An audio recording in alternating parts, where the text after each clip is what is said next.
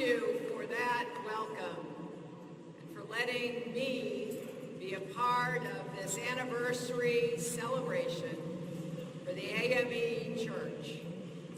I want to thank Bishop Green, as well as Bishop Bryant, Bishop White, Bishop Ingram, Bishop Young, Bishop McKenzie, Bishop Jackson, Dr. Richard Allen Lewis Sr., Reverend Dr. Jeffrey B. Cooper Sr., Bishop Snorton, Reverend Vinson, and the AME General Conference Choir, which I had the great pleasure of hearing from backstage.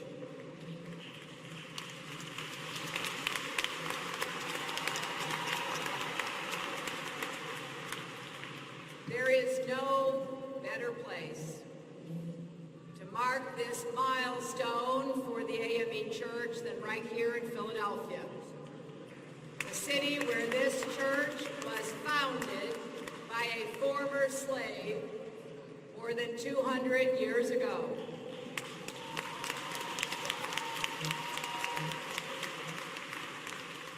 Today, we join to celebrate your esteemed history, the leaders and congregants who built this community and kept it strong, and your legacy of service. You seek to meet what the book of Micah tells us are the Lord's requirements for each of us: to do justice, love kindness, and walk humbly with your God. As President Obama has said, the church is the beating heart of the African American community. This is the place where people worship, study, grieve, and rejoice without fear of persecution or mistreatment. That is a precious thing, my friends, in this world. I know that from my experience as a lifelong Methodist, how important my own church community has been to me.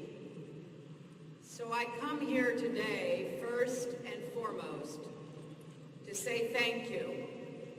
Thank you for being part of this historic institution and for carrying its work forward, as Bishop Green said. I also come tonight as a mother and a grandmother to two beautiful little children. And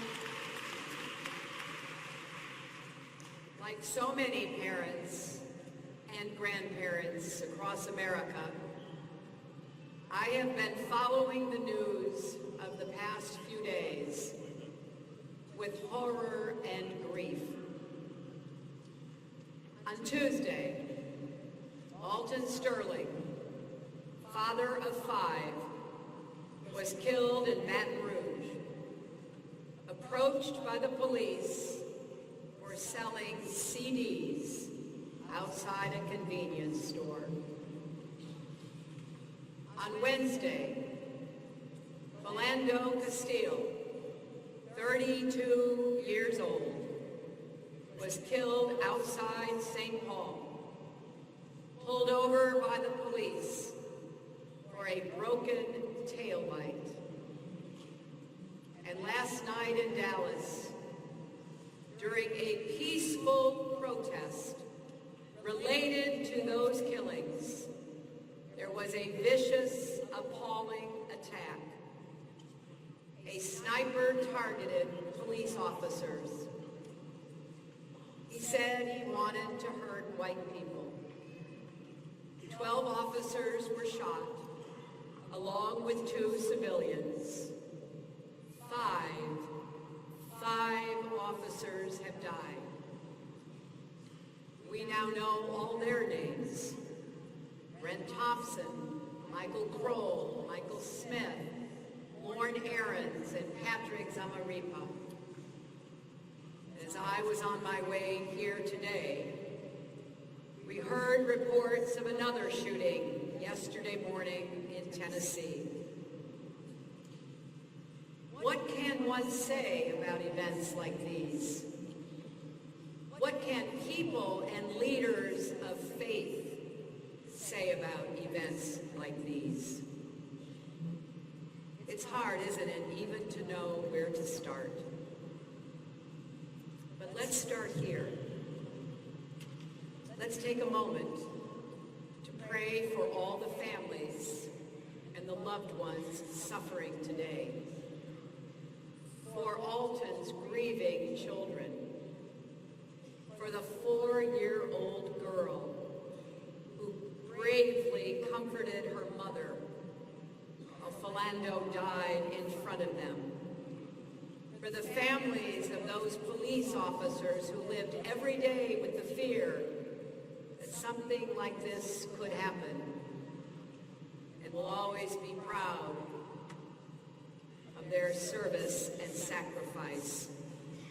We pray for those families and for the souls of everyone we lost this week and in all the weeks preceding. May they rest in God's peace. Now, there are many unanswered questions about each of these incidents. We will learn more in the days ahead. And when we know as much as we can, there must be a just accounting.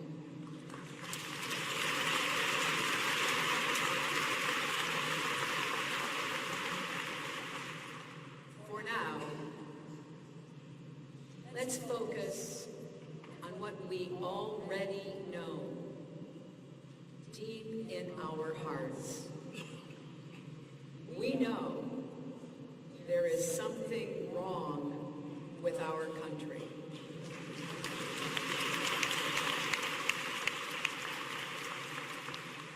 There is too much violence, too much hate, too much senseless killing, too many people dead who shouldn't be.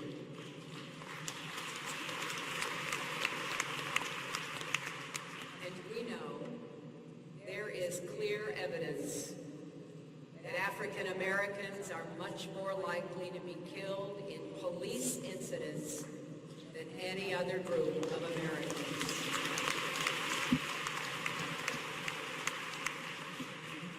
And we know there is too little trust in too many places between police and the communities they are sworn to protect.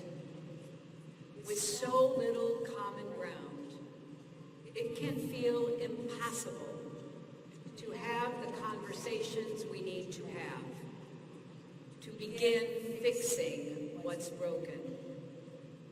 We owe our children better than this. We owe ourselves better than this.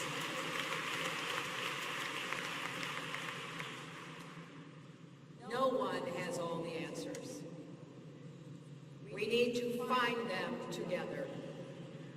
Indeed, that is the only way we can find them. Those are the truest things I can offer today. We must do better together. Let's begin with something simple but vital. Listening to each other. For Scripture tells us to incline our ears to wisdom and apply our hearts to understanding. The deaths of Alton and Philando are the latest in a long and painful litany of African Americans killed in police incidents. 123 so far this year alone. We know the names of other victims too. Tamir Rice, Sandra Bland, Walter Scott, Dontre Hamilton, Laquan McDonald, Eric Garner, Michael Brown, Freddie Gray, Brandon Tate Brown, whose mother, Tanya, is here today, and who was killed not far from here a year and a half ago. Tragically, we could go on and on, couldn't we? The families of the lost are trying to tell us we need to listen. People are crying out for criminal justice reform. Families are being torn apart by excessive incarceration. Young people are being threatened and humiliated by racial profiling. Children are growing up in homes shattered by prison and poverty. They're trying to tell us we need to listen. Brave police officers are working hard every day to inspire trust and confidence. As we mourn the Dallas police officers who died and pray for those wounded, let's not forget how the Dallas Police Department in particular has earned a reputation for excellence. They've worked hard for years to improve policing and strengthen their bonds with the community. And they've gotten results. Police officers across the country are pouring their hearts into this work because they know how vital it is to the peace, tranquility, justice, and equality of America. They're trying to tell us, and we need to listen. People are crying out for relief from gun violence. We remember Reverend Clementa Pinckney, 8 congregants at Mother Emanuel in Charleston, and thousands more killed every year by guns across our nation. Things have become so broken in Washington that to just try to get a vote on compromised gun safety reforms, John Lewis himself had to stage a sit-in on the floor of the House of Representatives.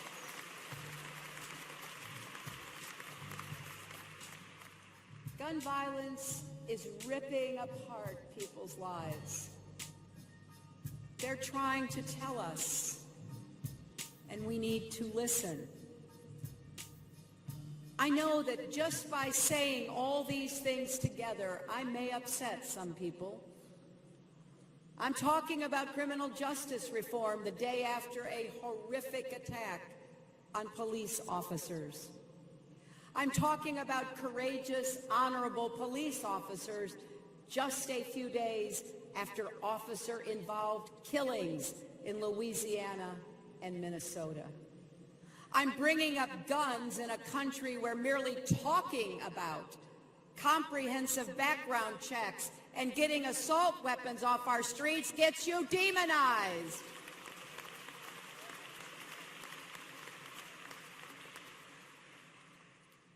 But all these things can be true at once. We do need police and criminal justice reforms to save lives and make sure all Americans are treated equally in rights and dignity. We do need to support police departments and stand up for the men and women who put their lives on the line every day to protect us.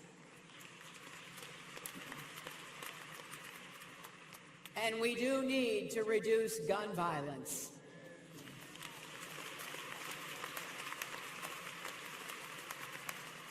We may disagree about how to do all these things, but surely we can all agree with those basic premises.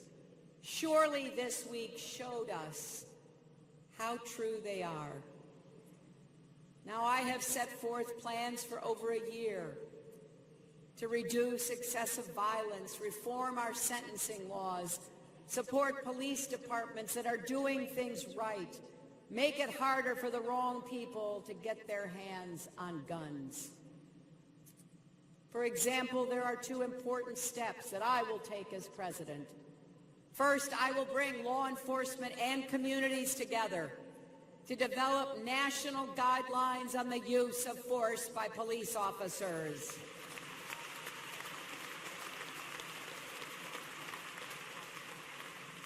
We will make it clear for everyone to see when deadly force is warranted and when it is not. And we will emphasize proven methods for de-escalating situations before they reach that point. And second, let's be honest. Let's acknowledge that implicit bias still exists across our society and even in the best police departments. We have to tackle it together, which is why in my first budget, I will commit $1 billion to find and fund the best training programs, support new research, and make this a national policing priority.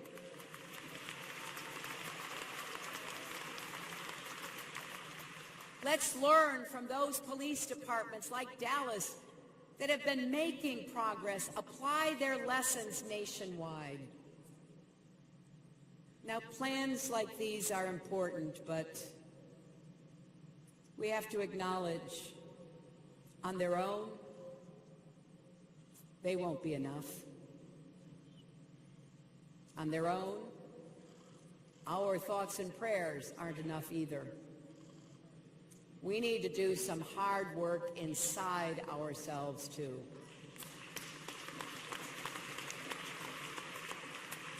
Today, there are people all across America sick over what happened in Dallas and fearful that the murders of these police officers will mean that vital questions raised by Alton's and Philando's deaths will go unanswered. That is a reasonable fear. Today, there are people all across America who watched what happened in Dallas last night and are thinking, no frustration with the police could ever justify this bloodshed. How did we get here? And is there more to come? That's a reasonable fear, too. It is up to all of us to make sure those fears don't come true. We cannot, we must not vilify police officers. Remember what those officers were doing when they died. They were protecting a peaceful march. They were people in authority making sure their fellow citizens had the right to protest authority. And there is nothing more vital to our democracy than that. And they died for it. Ending the systemic racism that plagues our country and rebuilding our communities where the police and citizens all see themselves as being on the same side will require contributions from all of us. White Americans need to do a better job of listening when African Americans talk.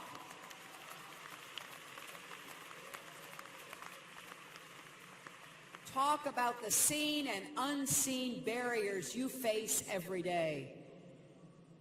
We need to try as best we can to walk in one another's shoes, to imagine what it would feel like if people followed us around stores or locked their car doors when we walked past.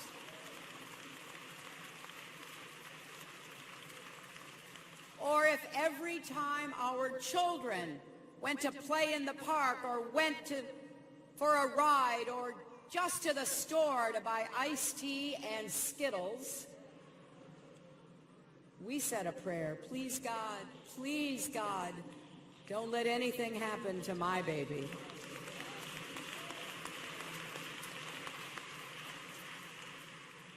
And let's put ourselves in the shoes of police officers.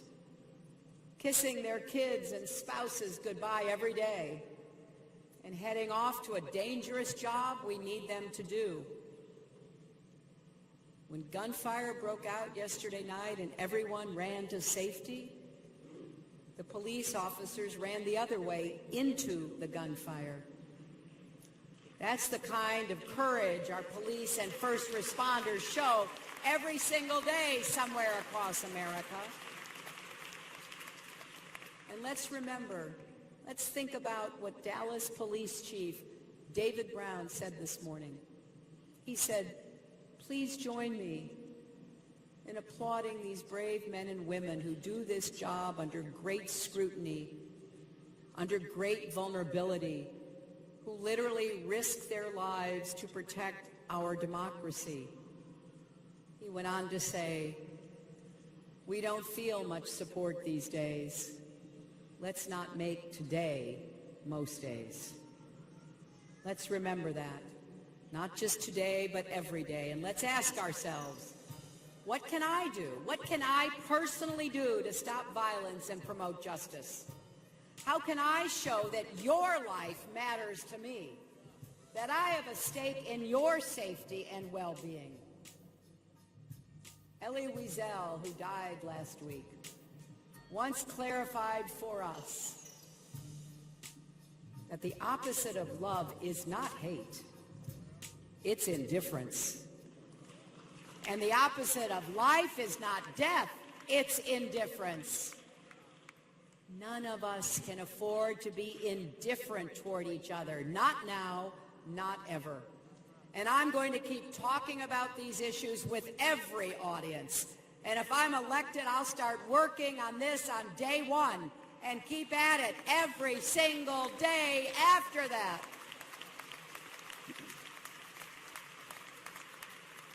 I want you to know, when the 24-hour news cycle moves on, I won't.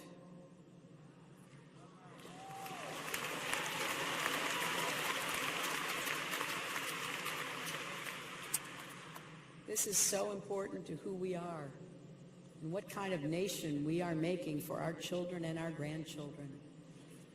As President Obama said yesterday, and as we all know in our hearts to be true, we are better than this.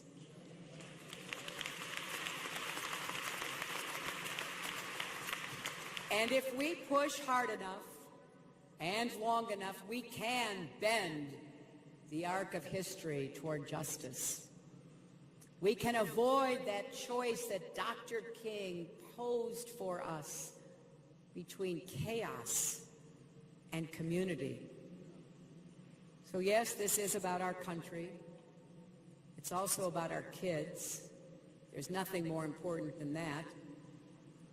And I think it's about our faith. We have a lot of work to do. We don't have a moment to lose.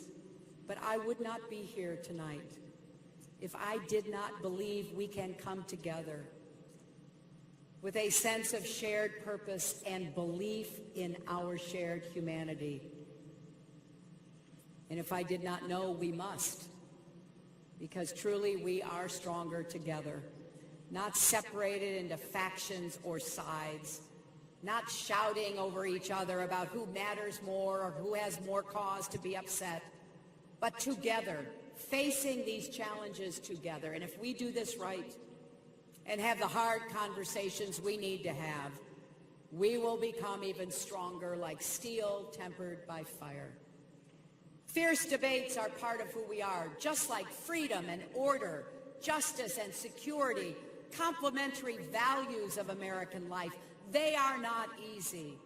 They challenge us to dig deep and constantly seek the right balance. But in the end, if we do that work, we will become a better nation. If we stand with each other now, we can build a future where no one is left out or left behind, and everyone can share in the promise of America, which is big enough for everyone, not to be reserved for a few. But we know something. We know that work is hard, don't we? I'm calling on this historic church and all of our churches to think hard about what special role you can play.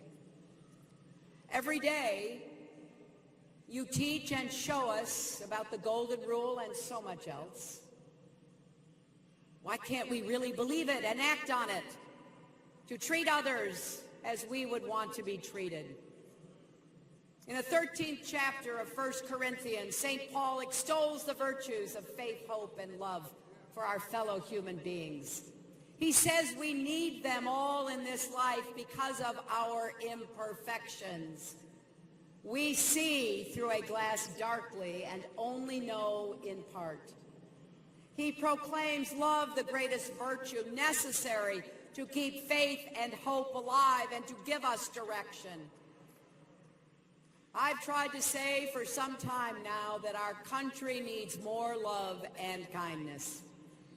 I know it's not the kind of thing presidential candidates usually say, but we have to find ways to repair these wounds and close these divides. The great genius and salvation of the United States is our capacity to do and to be better. And we must answer the call to do that again.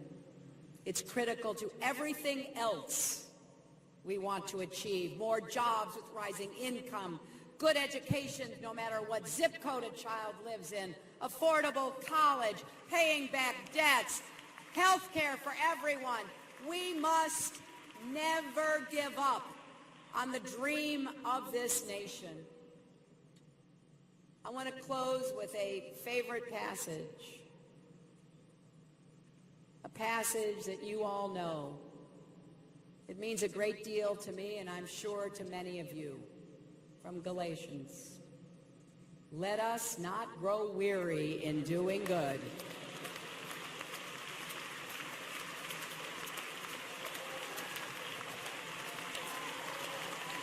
For in due season, we shall reap if we do not lose heart.